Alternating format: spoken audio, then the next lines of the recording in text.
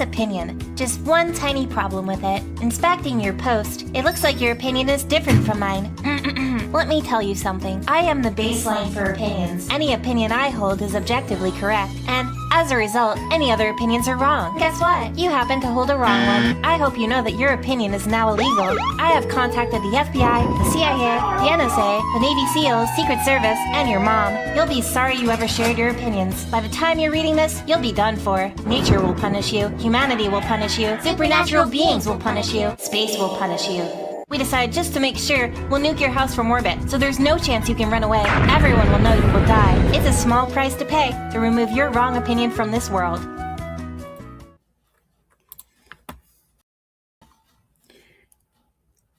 Hello.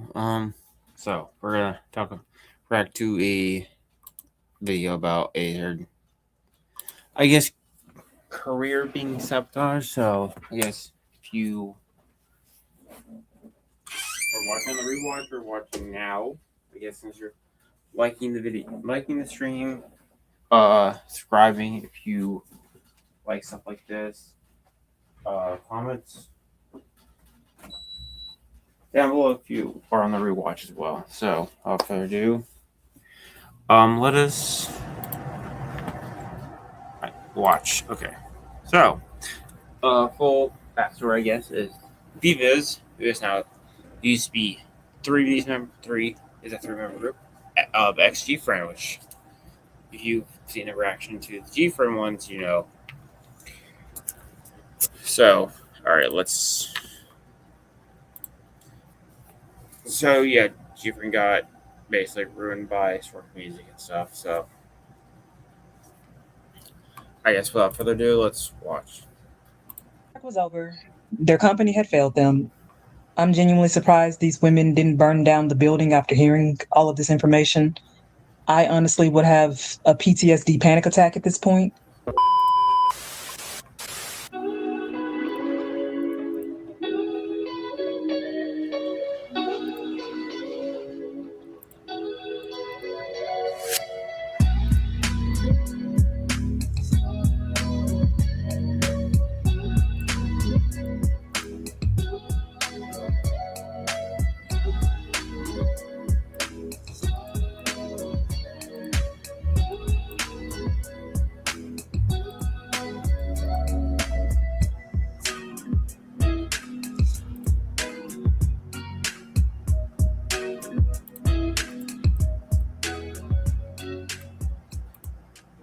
Let me paint you a picture.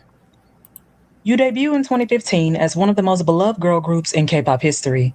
You spend 6 years building something. And one of their songs is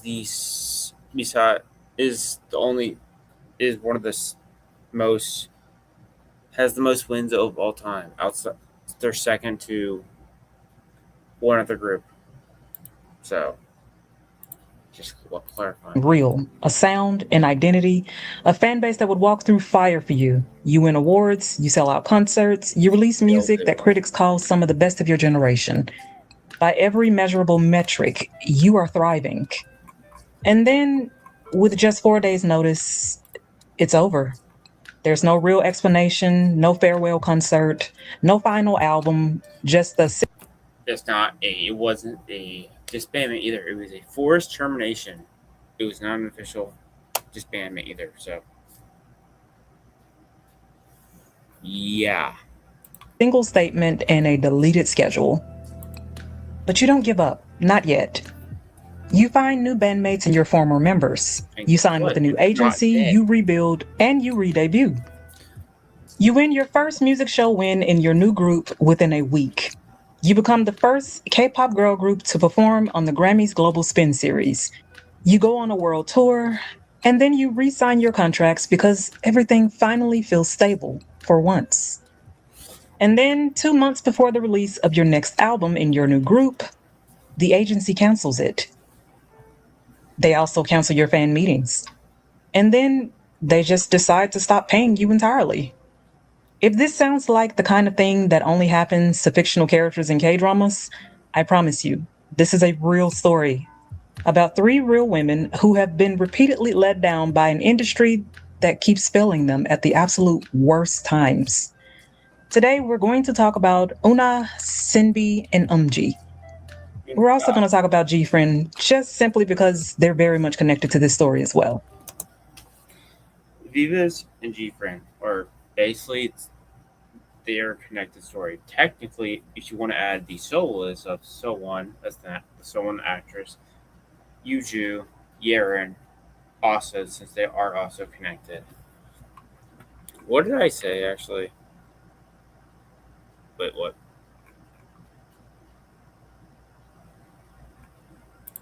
And as a bonus, we cannot not talk about Bad Villain, a group that may have the most tragic relationship with Big Planet Made Entertainment out of everyone else involved in this story thus far. And that's simply because this group has barely even had any time at all to even be a group before the company decided to implode around them. This is the saga of Big Planet Made Entertainment, and it's a lot. Now, what I'm about to talk about in this video covers a wide range of events, so I'm bound to get some details mixed up here and there.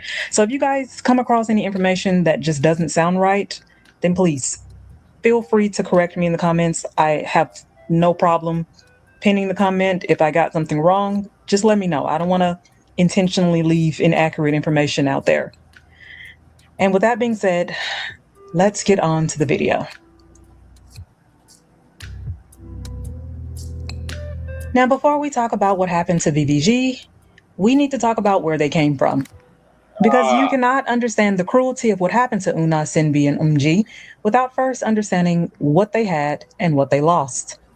G-Friend debuted on January 15, 2015 under Source Music with their first EP, Season of Glass, and the lead single, Glass Bead.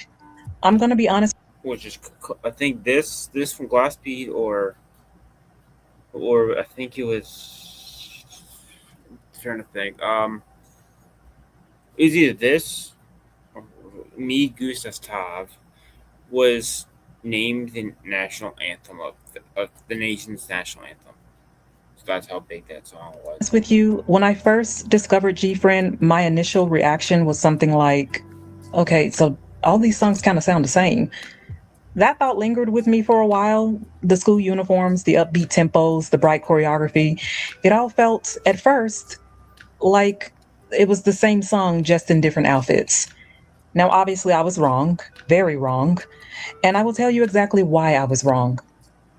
What I initially read as repetition was actually something far more valuable in K-pop, a genuine identity. During a time when girl crush and sexy concepts were dominating the industry, G-Friend quickly carved out their own path thanks to their talent, their work ethic, and their always on-point choreography. I believe the critics at the time called their concept powerful innocence, and it was a concept that sounded... I mean, they also called it, what was it, Christian horse group, or girl horse, Christian horse group music, or something like that. I mean, no one wants to do their sync as well. They're synced. Sounds simple on paper, but is deceptively difficult to execute. If you're too cute, then you might get dismissed by people who hate cute concept. If you're too powerful, then you lose all the warmth and originality that made the group what they were in the first place. G-Friend walked a fine line between these two distinctive paths for 6 years and never once fell off, at least not from my perspective. As for their music, well, their music holds up in a way that a lot of K-pop from that era simply doesn't anymore. Glass Bead was a sharp and punchy debut that established their sound from the get-go very well. They're one of those groups, not just K-pop, just in general music, that the songs are timeless. 2 was a great follow-up to Glass Bead that also perfectly furthered their brand. And then came Rough in 2016, and this was the song that finally made everything click in place for them. Rough would end up topping the Gaon digital singles chart and sold over 1.2 million digital copies by May 2016, further establishing their signature sound while also helping their EP debut at number 2 on the Gaon album charts. That finger-snapping choreography, Yuju's vocals building to something that felt almost cathartic. Rough is the kind of song that makes you feel things in the pit of your soul, and it deserved every chart position that it earned. Now, as good as Rough was, it wasn't actually the song that made me finally give G Friend their flowers. That honor belongs to Navilera, because that song unlocked something in me that I didn't even know was there. This super high energy and infectious bop of a song punched me in my ear in the best way possible the first time I heard it. And if I were here to discuss G Friend's entire discography as a whole, then you would have to sit through an hour of me discussing why they also have the best group lore in the industry. But we ain't got time for my obnoxious fangirling, so let's move on. Now, what happened after Ruff's release is what turned G Friend from a popular group into something more interesting. They evolved. Fingertip was released in 2017 and it introduced a harder and more assertive sound that kind of split the fan opinion at the time. I personally really liked Fingertip and thought that it was a great segue I also like Fingertip. into G Friend's attempt at maturity, but maybe they just released it a little too soon in their career.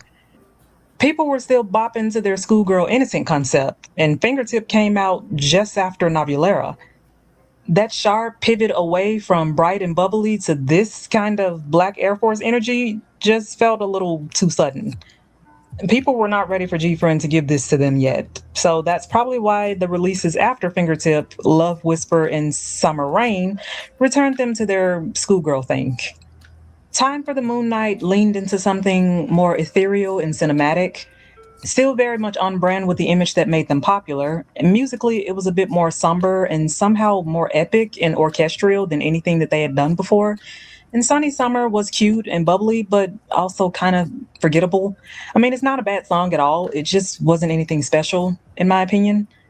And then Sunrise happened, and I lost my shit. Listen, the only review I have for this song is go listen to it. If you haven't heard it, then please just go listen to it. If it's not your taste, then fine. I'm not going to hold that against you. Musical tastes are very subjective. Everyone is not going to like every single thing. But even if you don't like the song, then you can at least appreciate these vocals. If these vocals don't blow you across the room and have you in your feelings, then I don't know what to tell you. Okay, maybe I'm exaggerating a little bit about the feelings part, and I'm just drawing from personal experience. But this song is one of the most beautiful songs I have ever heard. Pretty much everything from the members' styling to this song's grandiose production was absolutely perfect. I felt like I had been on a journey and back just listening to it the first time. I personally feel like it gives everything. It highlights all of the members' core strengths and does it so effortlessly.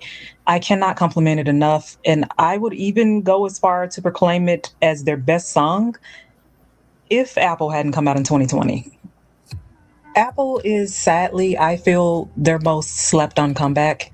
Because like Sunrise, this song is absolutely flawless. It's eerie, atmospheric, and strangely folksy sounding. And I've never seen any other K-pop girl group do a concept like this, visually or sound-wise. I honestly really wish that this era had been more successful. And I wish that, if not G-Friend, then some other girl group had picked up where Apple left off and gave us more of this. But again, since K-pop isn't an industry that praises musicality, masterpieces like Apple will continue to get ignored unless a bigger group from a bigger company decides to do the concept instead. Now, that's no shade to the genre as a whole. It's literally pop music, and pop music isn't meant to be conceptually ambitious. It exists to make people dance, not make them think. So I do get that I'm being a bit salty and nitpicky with this complaint, so just ignore me.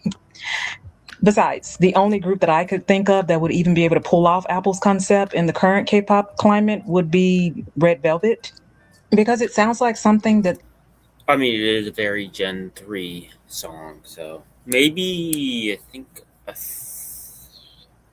I remember there was maybe Islet, maybe, I don't know.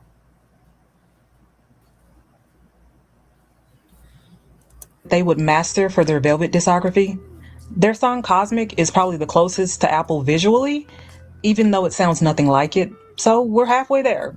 We're also long overdue for another Velvet release from Red Velvet, so I'm gonna need SM to get on that.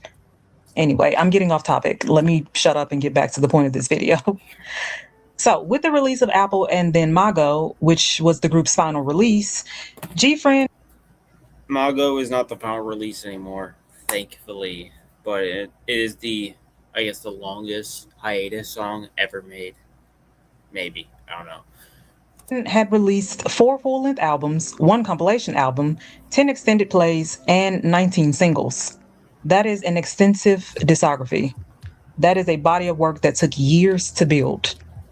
Their 2016 single Rough made Billboard's 20 Best K-Pop Songs of 2016's Critics Pick List and was the most downloaded song of the year in South Korea. Their 2017 EP, The Awakening, debuted at number 5 on the Billboard World's Album charts, and they won their first MTV Europe Music Award for Best Korean Act in 2017. So this was not a group that was struggling. This was a group that was thriving until Source Music was acquired by Hype. Thanks a lot. Now, I want to be careful here because the full truth about G-Friend's disbandment is genuinely still very murky, and I'm not going to try to fill in the gaps with speculation. That is true. Until someone, the leader of G-Friend, last year at the anniversary, when they came back, they announced that they did not disband. It was a forced termination, and they will never disband. And they haven't disbanded. So it's murky until that was said. What we know from reported facts is that G-Friend's contract with Source Music expired on May 22nd, 2021. And after what was described as extensive negotiations, both parties chose to go their separate ways.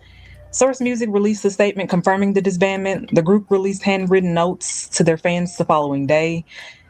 But what made fans furious, understandably so, was not the disbandment itself, but the way it happened.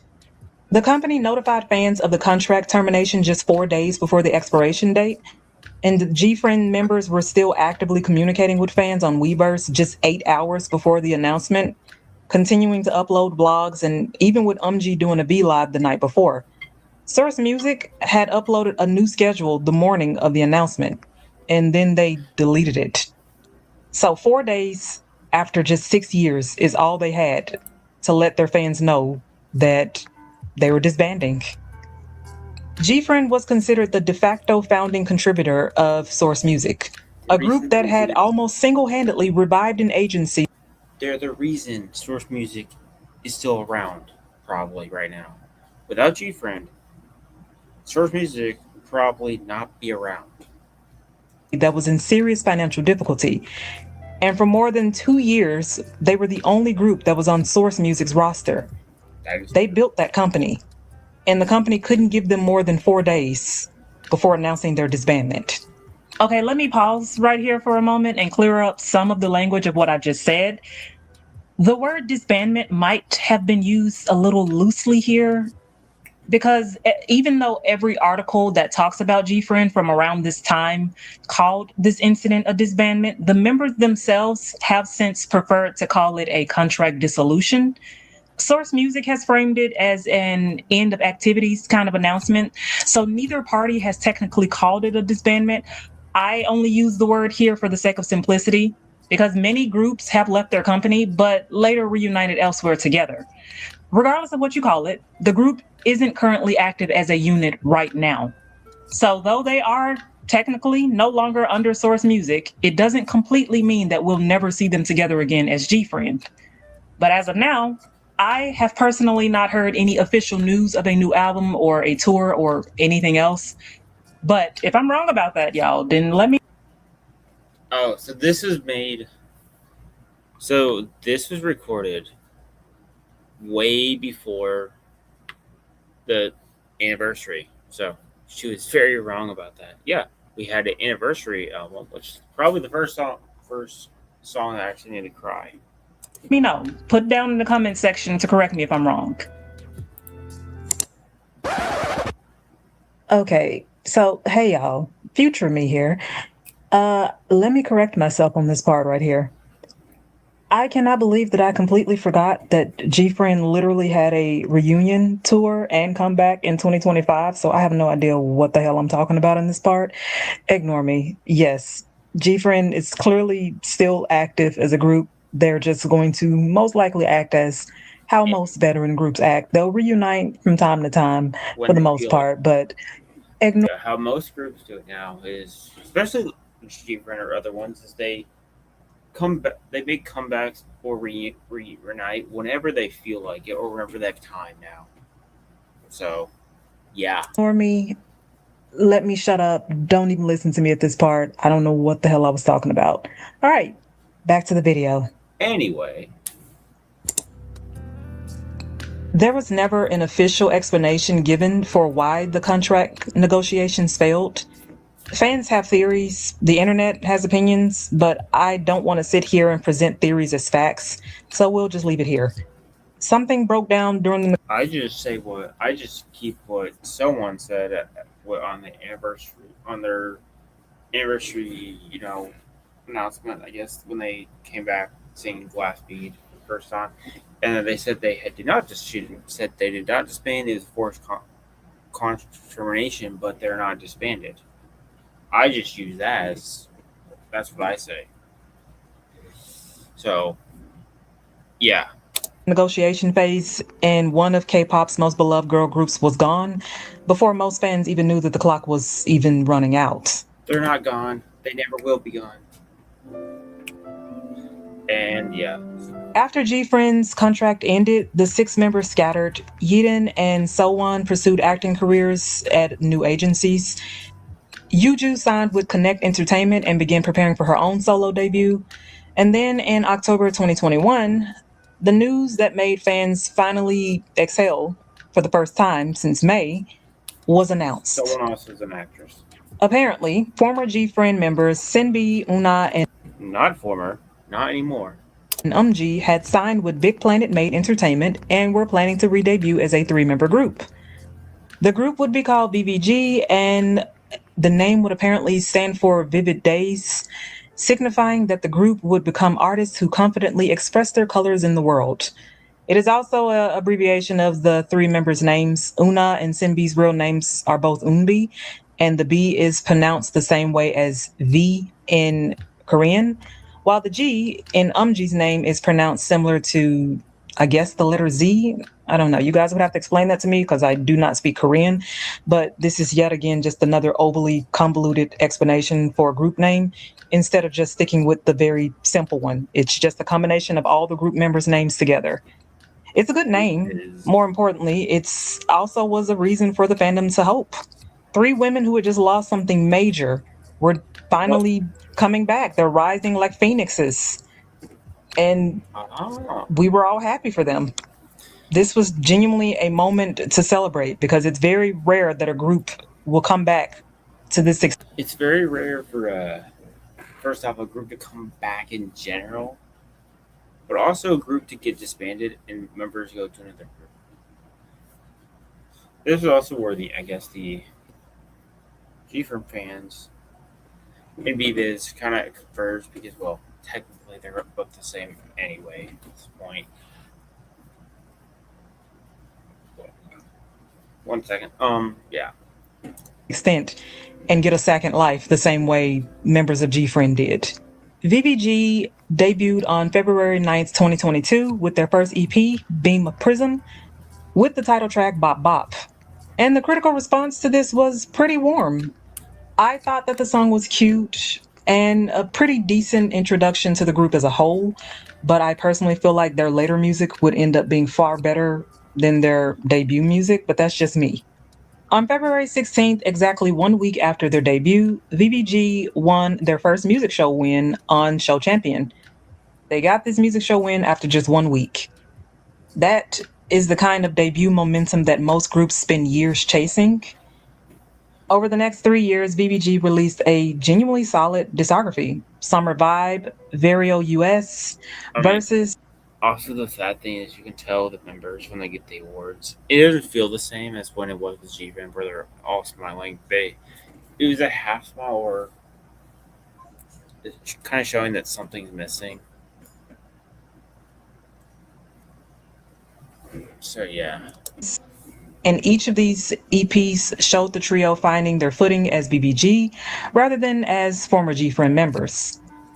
Their 2023 mini album Versus topped the iTunes Top Albums chart in 3 countries and reached the top 10 in 11 regions, including Indonesia, Singapore, Malaysia, the Philippines, Thailand, and Vietnam.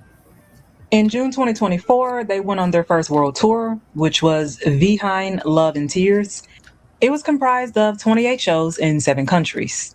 And then in August 2024, all of the members re-signed their contracts with Big Planet Made. Now let's think about this for a moment because I feel like this detail matters more than it might seem. These women looked at what they had built at Big Planet Made, looked at their options, and they chose to stay with this company. They believed in what they were building, they trusted their agency. And unfortunately, that trust was about to be broken in the most spectacular and infuriating way possible.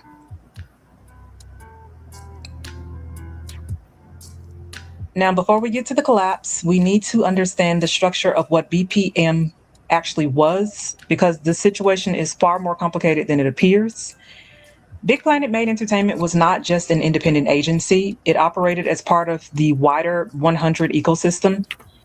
It was led by Chairman Cha Ga-won, who co-founded 100 with MC Mung in 2023. Okay. And under this corporate umbrella sat Big Planet Made Entertainment as one of its key labels, alongside some other imprints. The roster that 100 and Big Planet Made collectively managed reads like a who's who of K-pop. Not only did they have BBG, they had The Boys, they had Chinese Taemin, they had Lee Moo-jin, they had Lee Sung-gi, and they also had a rookie girl group called Bad Villain, who we will definitely discuss later on in this video. Now, on the surface, this looked like an ambitious and well-resourced entertainment group, but the reality, as events would later go on to reveal, was very different. In January 2026, it was reported that 100 CEO Cha Ga-won had been sued on fraud charges by a major domestic entertainment tech company with alleged damages that apparently exceeded 10 billion KRW, and they placed Korean won. the case under South Korean's Act on the Aggravated Punishment of Specific Economic Crimes.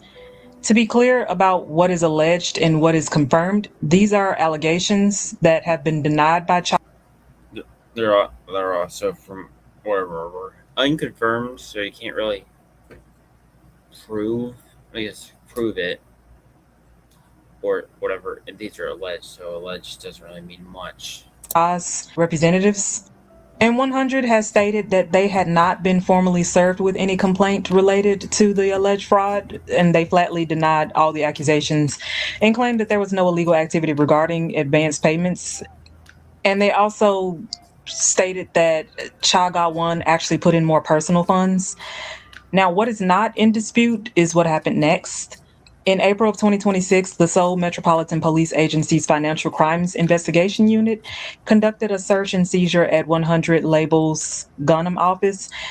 The combined claimed damages from 3 separate lawsuits against Cha have since grown to approximately 30 billion KRW.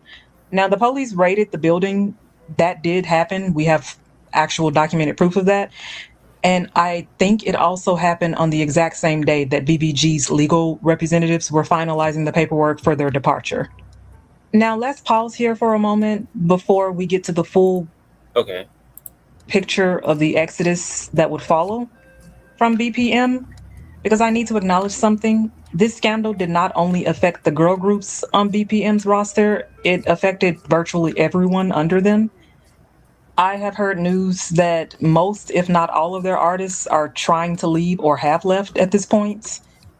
Now, I listen to Baekhyun and I also listen to Taemin, and these are both artists that I genuinely respect. So what happened to them does matter, but since my channel is built mainly around discussing girl groups, I can only tell you what I know about the girl group part of this section. But I will say that there is something that needs to be stated, because I thought it was a really sad but also really sweet story that I heard about Taemin in the middle of all this mess. When BPM could not pay their own staff, Taemin apparently covered some of their wages from his own pocket during the contract termination process. And that's a good person right there. So the company couldn't pay the people who work for them. and one of their own artists had to pay them himself. That is both a remarkable act of character and a devastating indictment of what this agency has since become. And my hat's off to Taman, because if I was him, I would have been cussing everybody out at that boardroom meeting during those negotiations, but he's a better person than me. So anyway, back to VBG.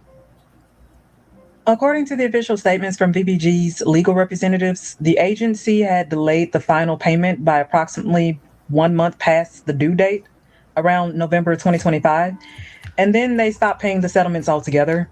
The artists repeatedly inquired about when they would be paid, and the agency's only response was a vague assurance that they would be paid eventually. And then came the cancellation.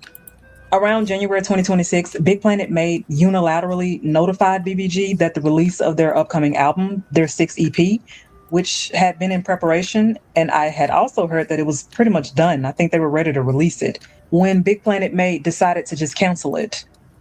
And not just cancel their EP, they canceled all of their domestic and international fan meetings that were scheduled for Yeah, that's not great. the first half of the year. And that's not even the worst part. The worst part, I feel, is that they still weren't even being paid. So VBG's contract was legally terminated on March 4th, 2026. So their contract was over. Their company had failed them. I'm genuinely surprised these women didn't burn down the building after hearing all of this information. I mean, after a second time, you're in this situation, and then you're brought back to the G friend situation, and this is the second time this happened to you. And what you're just like, oh great, here we go again, or you start crying. I don't know. Like, it's the second time. I honestly would have a PTSD panic attack at this point. Not I mean, who wouldn't? It happened. This is the second time a situation has happened to you twice. only were they treated horribly by one company, it's happened again with another company. And now we arrive at the part of the story that genuinely upsets me. Because if what happened to BBG was devastating, then what happened to Bad Villain is something else entirely. Okay, let's.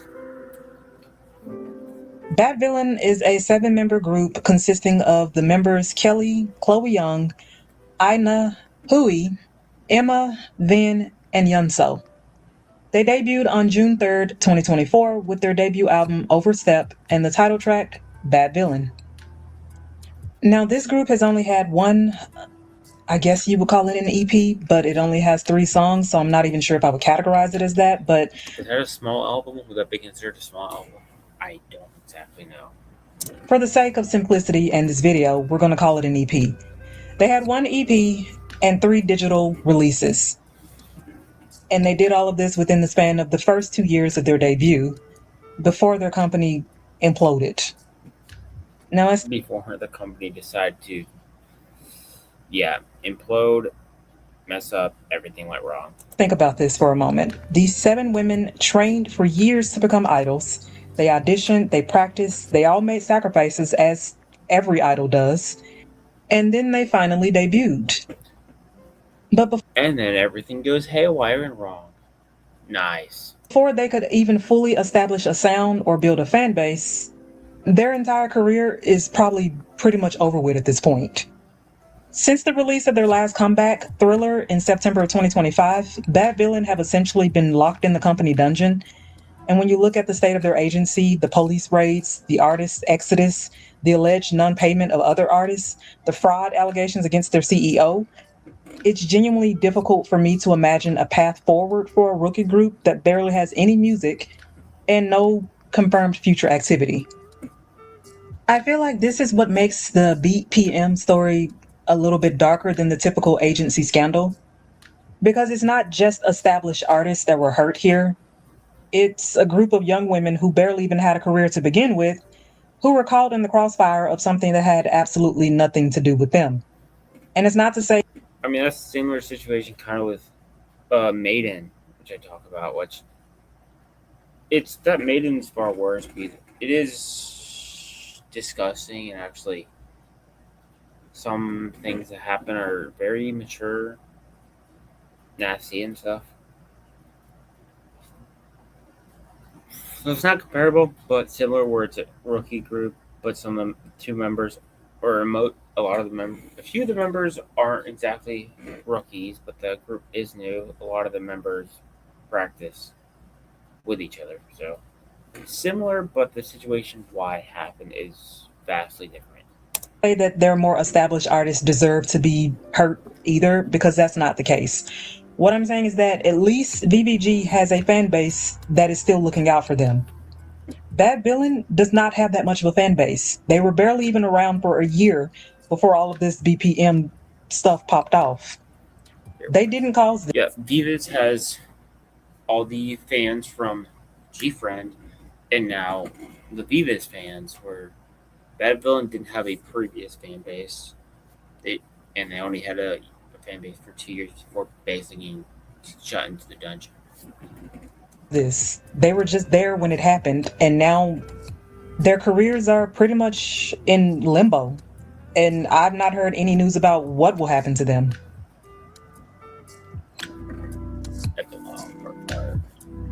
As of today, the situation at 100 and Big Planet Made remains largely unresolved. Chaga One's representatives have characterized the complaints against her as false accusations aimed at taking over the company.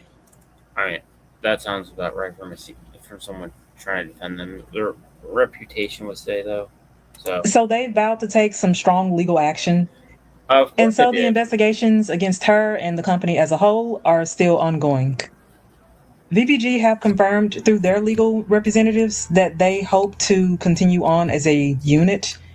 They have expressed a strong desire to keep promoting as one team, as they have until now. As far as I know, no new agency has been announced as of the filming of this video, but given their track record, their talent, and their work ethic, and the fact that they have done this before, I have no doubt that they will find a company that actually deserves them. They've gone through this again. Bad Villain's future, as I said before, remains the most uncertain. There has been no announcement of anything for them, as far as I know. There's no confirmed next step, and I don't know if any of the members themselves have even said anything. But if you guys have heard anything about what's going to happen to them or what they have going on at this current moment, then please let me know. Because there's been nothing but silence, and in K-pop, silence tends to say far more than any official statement, unfortunately. I mean, I think that's just music in general. Silence is pretty not a good sign. I want to end this video by saying something directly to anyone who's watching who might be a fan of VVG or Bad Villain or even GFriend or any of the other artists caught up in this situation. The K-pop industry has a way of treating these stories as industry news, contract disputes, financial irregularities, legal proceedings, and I feel like it flattens them into bullet points and just moves on to the next thing. But behind every bullet point in this story is a person who spent years of their life working towards their career, and an agency that chose not to appreciate them. As for the members of Bad Villain, I genuinely hope that this is not the end of their story. They deserved a chance to show the world what they could do. And unfortunately, the industry just failed them, like it has with so many other idols and groups before them. Let's hope for the best for Bad Villain and hope even more that they make it on the other side of all of this mess. Thank you guys for watching. As always, like, subscribe, and we'll be back for more. Okay, so I guess the one thing is it'd be very cool if GFriend, or I guess since they're no longer, if they don't become part of BBM anymore, I guess they become part of another agency that actually appreciates them. I don't know, maybe Starship or Cube, one of those, and they just become GFriend again. That'd be cool, but stuff like that doesn't really happen often. So that's, I guess, wishful thinking at this point. So yeah.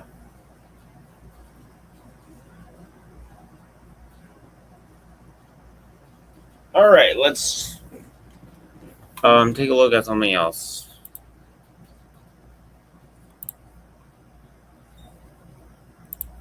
Oh, let's just bring that, and let's just do this from Y.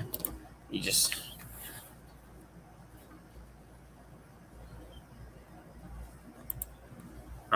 Yeah, let me just do this. So, yeah.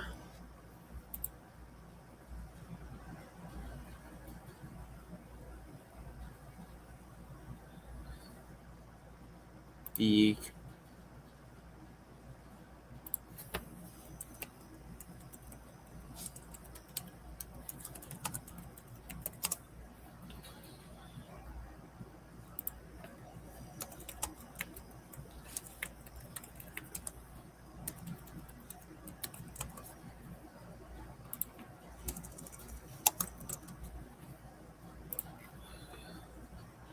Okay, if she hasn't done MADEIN, then Twitter. Well, we know Twitter is weird, so okay. Let me see if I can actually find if she's done something.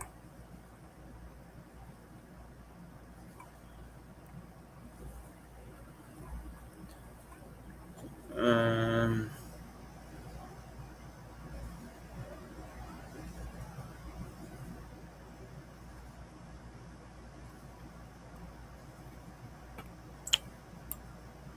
Yeah, it didn't look like it. Okay. Why would I? Alright.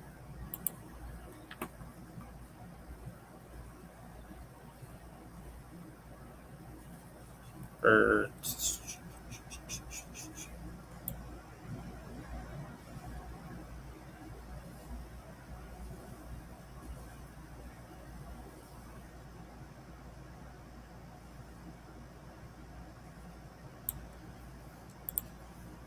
Alright, so, yeah. Okay, so, yeah, I guess to end it, I guess we're gonna talk a little bit about things, I guess. Okay, so, yeah.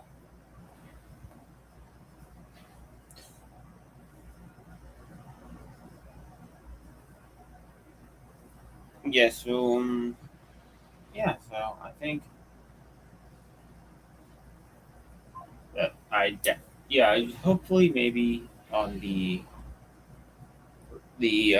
company either is able to, keep them or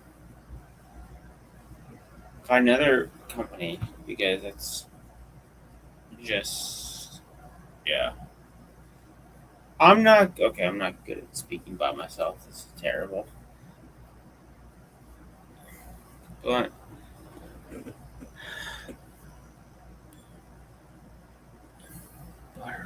oh,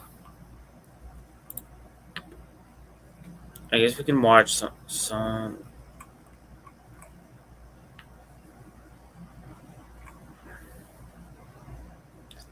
I, yeah, I don't see anything. Yeah, okay, so I guess I can say, before we end it, I can say my little history of G Friend and VIVIZ. So, my history of G Friend, I guess, spans since I why I talk about so on so much is because, as I said before, during their anniversary, they did a special stage thing where they came back for their anniversary, played Glass Bead for an audience, did a little questionnaire.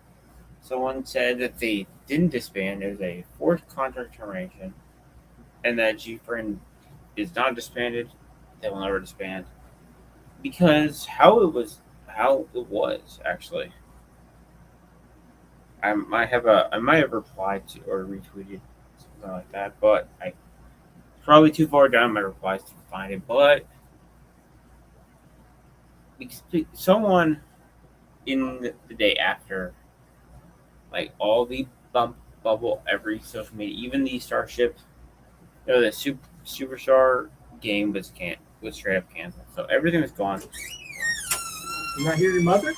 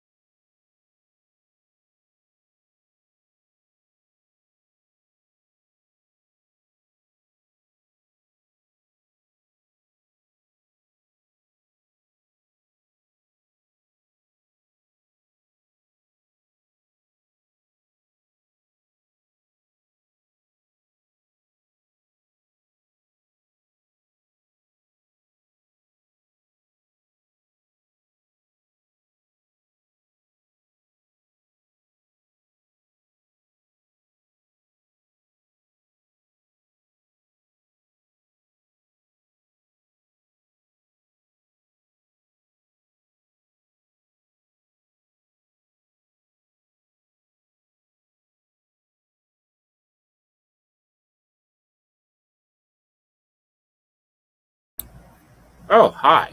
Hello.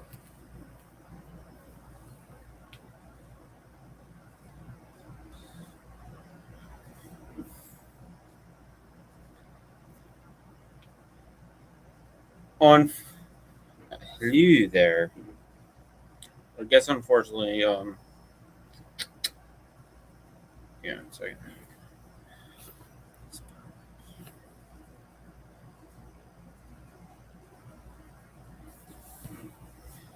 Yeah, hello.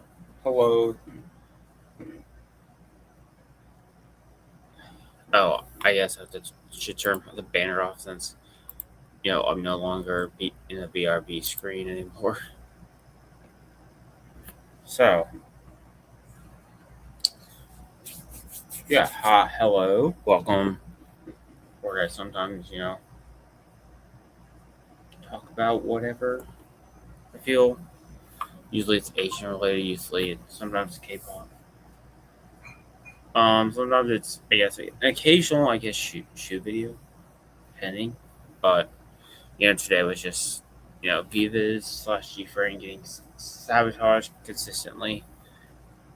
Group that, were considered one of the best. And then their group decided to, or their company decided to basically screw them over and plus much other stuff. So, yeah. Yeah, that's about what I was talking about today, I guess, is that. So I guess if you like that stuff, consider. All right, I guess this is the time where the outro. All right, anyone watching the rewatch at this point, if you like the stream, but if you like stuff I talk about stream and videos, consider subscribing or liking the stream. Comment downstream if you're on the rewatch, comment or like the stream. And I guess until next time, I'll see you. Videos Monday, Tuesday, Wednesday with usually have stream Wednesday, and back here Thursday as usual. I guess until that time, I will see you next time. And yeah, see you. Oh, I guess thank you for the follow on Twitter. All right, I'll see everyone next time. See you later.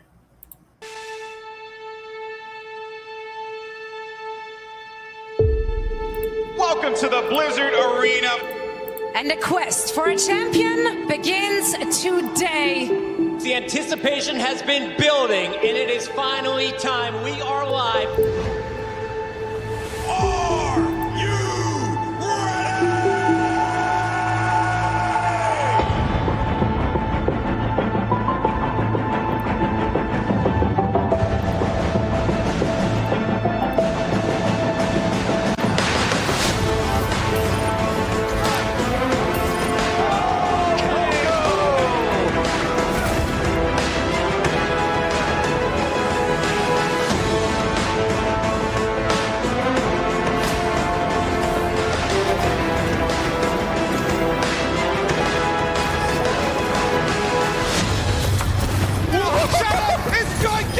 That is a really. Can you get over the roof there? Oh my! Oh my! What a play! What a grab! Another jump here on the high ground. Super goes forward, but gets stuck up. The EMP comes in, and ding! He rains down hell from above. Here comes Pine. Gets one, gets two. Looking for a bit more. Gets another one. Tuno's down again. That heralds disaster generally for the Fusion, and Carpe wasn't far behind. Prophet! He's killed 4 players now on his own. From Vancouver, locks him in the sound barrier. Sound is huge. Another bomb coming in from Jono. Oh my God! He does it again. Flutter now moving onto the Widowmaker, taking the clutch into his own hands. The headshot and the headshot and the headshot.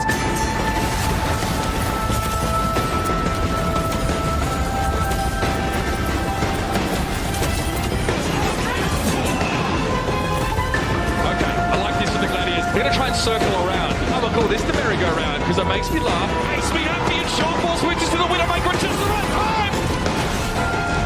Oh, the Ravens!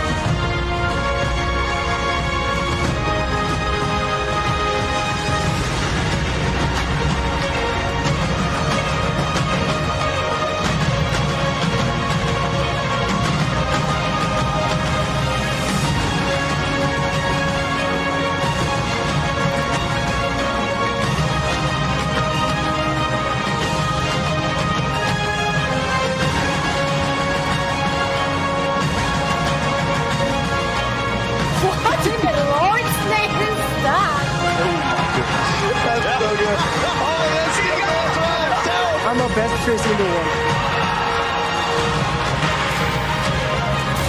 Oh my word!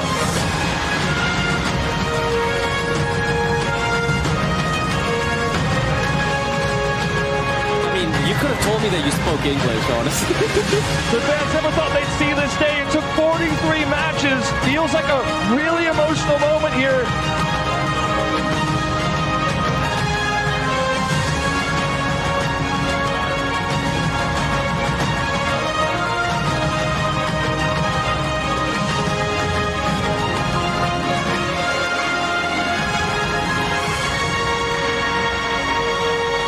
Sorry.